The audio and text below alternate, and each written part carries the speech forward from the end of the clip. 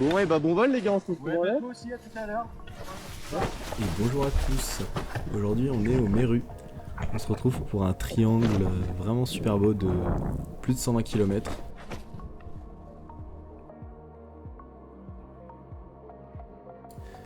Le vol commence mal, attendez que je me fasse un petit peu peur avec les sapins qui sont juste devant. Bon ça va, à l'image on dirait qu'ils sont loin, on reste en sécurité quand même. Et allez, on est parti pour mon premier 100 bornes.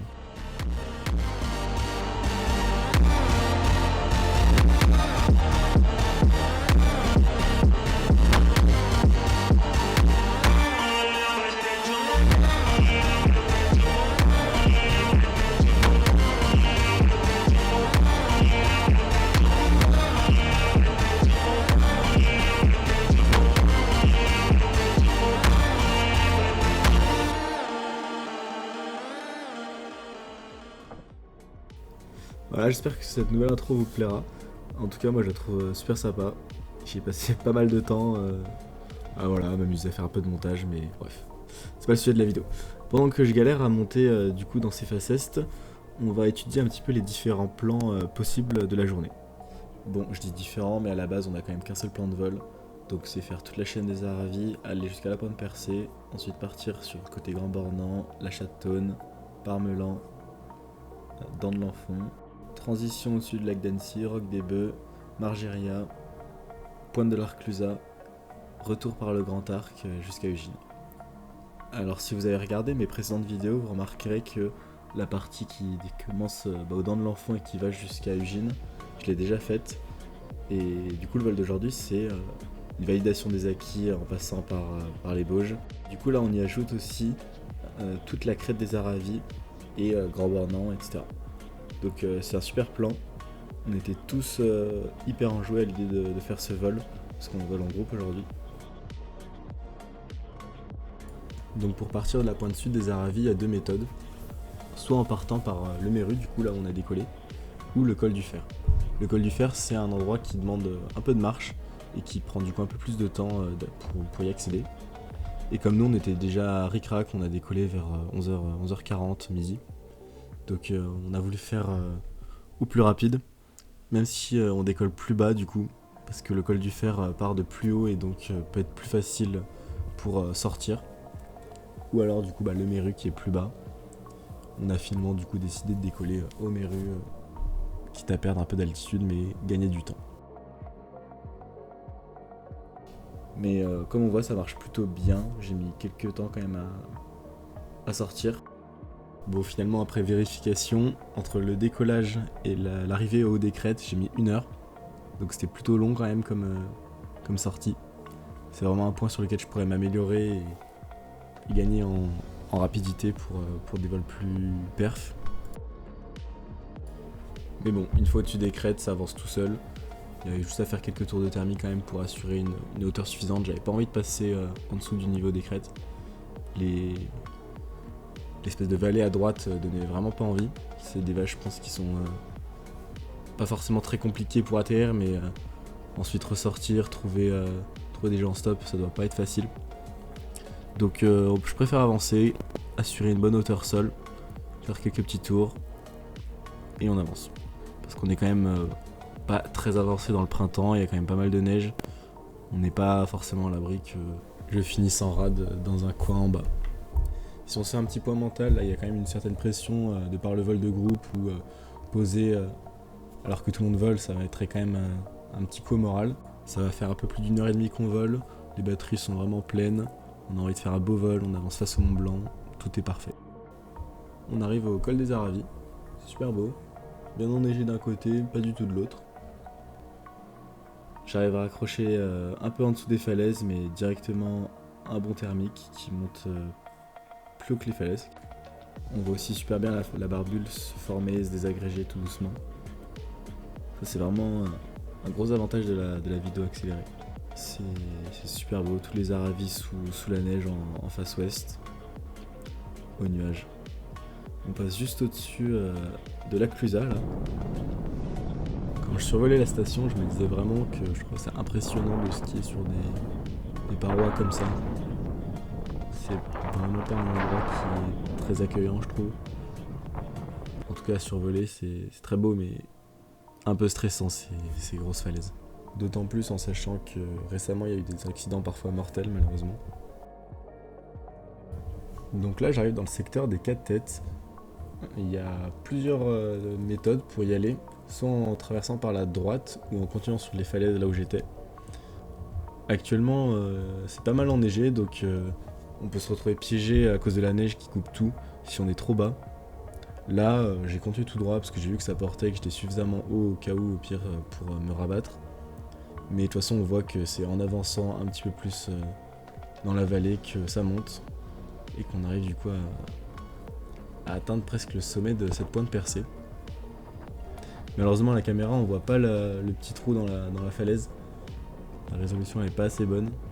Peut-être le seul problème de la caméra 360. Mais bon, c'est franchement trop classe. Tous les Aravis enneigés. La vue sur le Mont Blanc à gauche. C'est vraiment trop beau.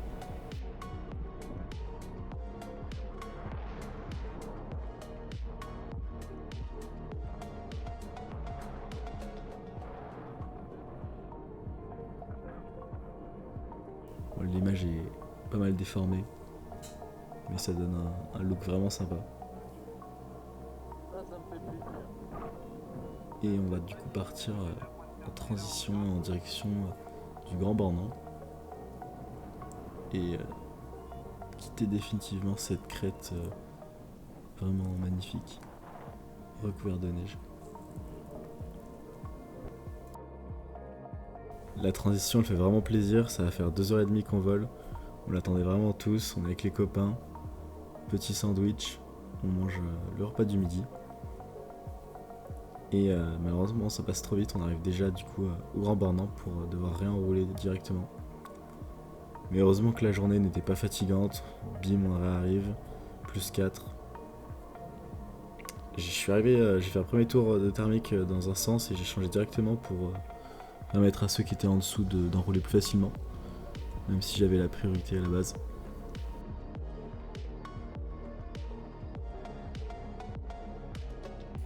C'est trop cool, je suis super content, on voit bien le groupe là juste devant moi, 2-3 ailes. On enroule tous ensemble, c'est un des meilleurs moments qu'on peut vivre en parapente et de partage. Comme ça, enrouler aile dans aile, c'est trop bien, surtout avec ses potes. Trop bien. On a Antoine en violet, Toby en rose. Tout le monde avec leur voile jaune, là je ne saurais pas les dénommer. On a Yannick, Olivier et Danielé. Trop cool.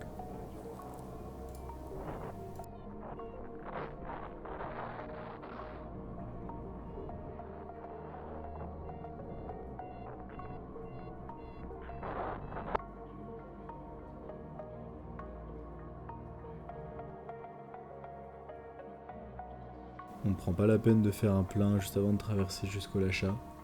On a l'altitude suffisante, surtout que les raccroches se font assez bien aujourd'hui, c'est cool. On hésite entre face est et face ouest. On voit que les faces ouest sont encore à l'ombre, tandis que les faces est sont plein soleil et marchent super bien. On avait regardé les traces des pilotes qui sont passés juste avant, et ils sont passés tous en face est et ils ont tous très bien marché ici. Le piège de la face ouest, c'est de se faire piéger dans le col du coup, ce qui peut vraiment être très emmerdant et on peut rester là-bas coincé longtemps.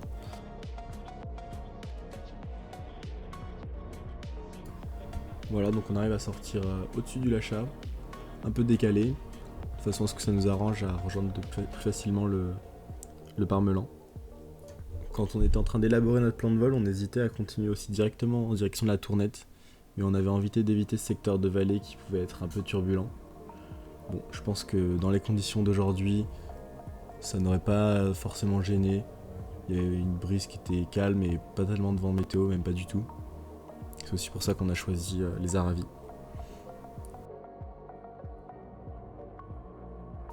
On arrive du coup à notre deuxième sommet de notre triangle, le Parmelan, un peu enneigé et surtout très bon, qui donne pas mal. Les plafonds d'aujourd'hui sont vraiment cool et nous permettent de faire pas mal de choses. On aurait pris plus évidemment, mais pour aujourd'hui c'est largement suffisant. Ça permet de faire un beau vol. On est tous super contents. J'ai dit que le parmelan marchait pas mal, c'est ce qu'on a tous pensé en arrivant. Mais finalement on n'a pas réussi à retrouver quelque chose qui nous sortait suffisamment bien. Si on était resté plus longtemps on aurait sans doute pu trouver. Mais on a préféré directement partir sur les dents de l'enfant au risque de finir enterré si jamais on faisait une mauvaise ligne. Mais finalement, à peine on réarrive au relief, ça monte tout droit en +3, +4 quasiment. Et en très peu de temps, on se retrouve au-dessus des dents. Donc on va partir ensuite sur une autre transition encore. C'est assez cool, le vol là est plus reposant sur cette partie-là. On fait plus de transitions que de vol près du relief. Ensuite, j'ai décidé de couper la caméra pour garder un peu d'espace de stockage sur des zones que j'avais pas encore survolées en filmant. Donc là, on voit que je passe au-dessus du roc des bœufs. On a eu de la chance ce jour-là, tout marchait bien. Là, on voit que j'ai juste avancé, enroulé quelques fois et même pas perdre de temps à refaire un plein avant de partir complètement. Ça marchait vraiment bien partout pour rejoindre directement le Margeria. Et là, les images vont reprendre. Donc, Margeria, l'arrivée est encore un peu contraignante. J'ai fait 2-3 raccroches là-bas et ça a toujours été une raccroche pénible. Faut bien rester au-dessus et à l'aplomb de la crête. Et en fait, après, je vais voir qu'en avançant plus loin, c'est là que ça monte le mieux. Quelques tours de thermique. Et il suffira juste d'avancer tout droit pour monter. C'est vraiment des cheminements qui sont super agréables au-dessus de la forêt. On arrive du coup aussi au-dessus de la station de ski du Margeria qui a malheureusement fermé ses portes cette année de façon définitive par manque de neige. C'est assez dommage de voir ces stations qui devaient être vraiment super belles fermées à cause de ce manque d'enneigement. J'ai du coup recoupé ma caméra pour les transitions d'après. Bon, j'ai pas d'image de ces transitions-là sur d'autres films, mais Sport Track Live fera largement l'affaire, même si on aurait préféré la caméra. Donc ça marche super bien à l'Arclusa et on continue vers le Grand Arc, qui est vraiment cette forme de croissant. La reprise aujourd'hui était vraiment assez cool. Il faut juste chercher le thermique, on l'enroule bien et on monte quasiment jusqu'au sommet. Et là j'ai rallumé la caméra jusqu'à la fin du vol, donc juste 2 petites parties sans images.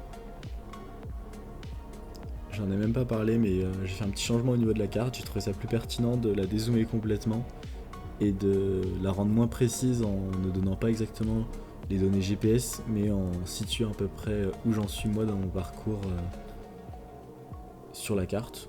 Donc je pense que c'est mieux pour vous situer un peu sur la carte où on est, même à ceux qui connaissent pas du tout le milieu du parapente.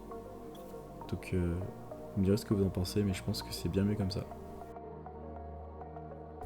Donc je quitte le Grand Arc et je décide de me lancer dans mon glide final en passant au-dessus d'Albertville sur un joli coucher de soleil. Il va être 19h, 7h15 que je vole, c'est mon plus long vol, aussi bien en termes de distance. On a passé la barre des 100 km. Je suis vraiment trop content.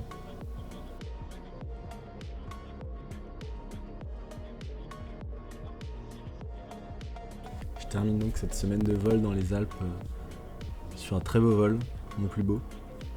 Super content, j'espère pouvoir revenir assez rapidement dans les Alpes faire des vols comme ça.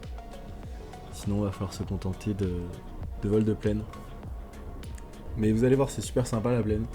J'ai eu l'occasion de faire quelques beaux vols là-bas. Les images sont vraiment super belles.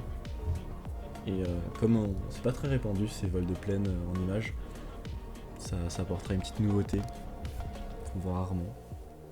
Donc j'en suis pas mécontent. Donc voilà, il est 19h15, 7h30 de vol, 125 km, atterrissage à Ugine. On a presque bouclé le triangle. C'est presque un triangle effailli, malheureusement. On est à peut-être 1 ou 2 km. J'aurais dû essayer de pousser un petit peu plus loin pour pouvoir le rendre effailli. Mais bon. J'ai pris vraiment beaucoup de plaisir à revenir sur ce vol. J'espère que vous en aurez autant à le regarder. Ce vol, ça m'a vraiment fait sortir de mes petits vols habituels. Et j'en suis vraiment content. On va le voir à l'arrivée. Petite acclamation comme d'habitude. Et je vous dis ciao.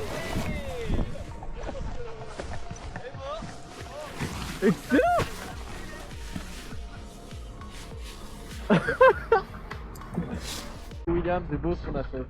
M'annonce qu'on vient de passer la barre.